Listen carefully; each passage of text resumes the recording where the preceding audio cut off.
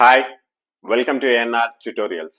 RRB NTPC group D 100 days time టేబుల్లో భాగంగా ఈ రోజు డే 22 షెడ్యూల్ చూద్దాం.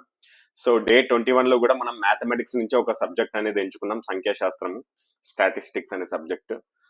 నెక్స్ట్ ఇవాళ డే 22లో కూడా మ్యాథమెటిక్స్ నుంచి కోఆర్డినేట్ జామెట్రీ అనేది వెతుకుతున్నాం మనం. సో ఈ రోజు ఈ చాప్టర్ మొత్తం కంప్లీట్ చేయండి, 1 or 2 మార్క్స్ గ్యారంటీ దీంట్లో నుంచి.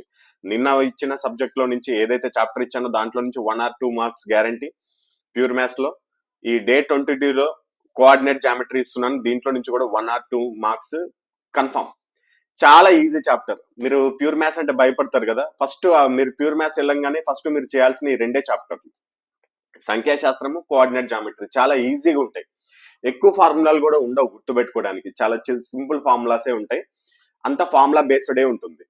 సో ఆ కొన్ని ఫార్ములాస్ గుర్తుపెట్టుకుంటే ఈజీగా చేసేయచ్చు. ఇప్పుడు సపోజ్ కి కోఆర్డినేట్ జామెట్రీలో రెండు బిందువులు ఇచ్చి వాటి మధ్య బిందువు కనుక్కోమంటాడు, దానికి ఒక ఫార్ములా ఉంటుంది.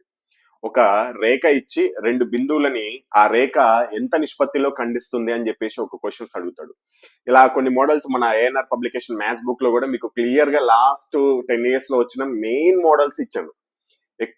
ఎక్కువ కంగారు పెట్టకుండా వందల క్వశ్చన్స్ కూడా ఇవ్వలేదు, సింపుల్ గా ఈజీగా మీరు 1 day లో ఫినిష్ చేసేటట్టు ఉంటుంది ఈ సబ్జెక్ట్.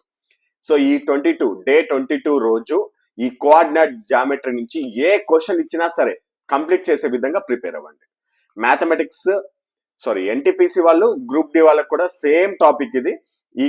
ఈ టాపిక్ నుంచి ఎన్టీపీసీ వాళ్ళకి క్వశ్చన్స్ వస్తాయి, గ్రూప్ డి వాళ్ళకి కూడా క్వశ్చన్స్ వస్తాయి. రెండింటికి ప్రిపేర్ అయ్యే వాళ్ళు కూడా ఈ టాపిక్ పైన ఎక్కువ కాన్సన్ట్రేట్ చేయండి.